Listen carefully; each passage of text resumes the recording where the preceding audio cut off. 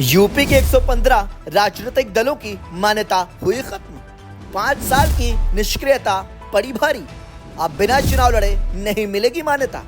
उत्तर प्रदेश की राजनीति में एक बड़ा बदलाव सामने आया है। दरअसल भारत निर्वाचन आयोग ने राज्य के 115 राजनीतिक दलों को अपनी आधिकारिक सूची से बाहर कर दिया है। आपको बता दें कि यह कार्रवाई उन दलों के खिलाफ की गई है जो पिछले 5 सालों से किसी भी लोकसभा या विधानसभा चुनाव में सक्रिय भागीदारी नहीं कर पाए थे। 2019 से नहीं लड़े कोई चुनाव।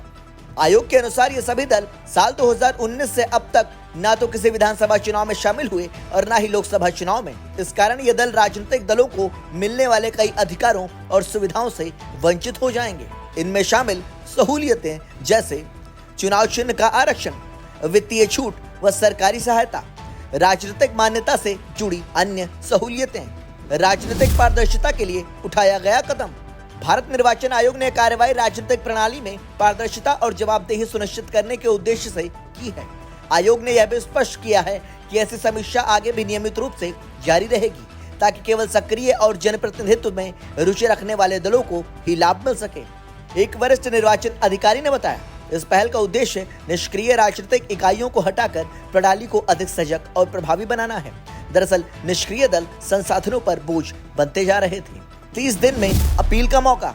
हालांकि आयोग ने सभी प्रभावित दलों को 30 दिन की समयावधि दी है, जिसके भीतर वे आयोग के समक्ष अपील दाखिल कर सकते हैं।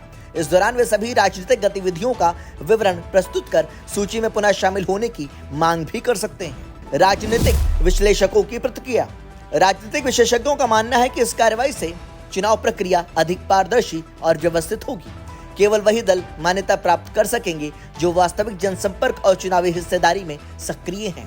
नकली या कागजी दलों की संख्या में कमी आएगी जो सिर्फ नाम के लिए बने रहते थे। हालांकि इस फैसले के बाद कुछ प्रभावित दलों के नेताओं ने सार्वजनिक तौर पर आपत्ति जताई है और इसे अचानक और कठोर फैसला बताया है।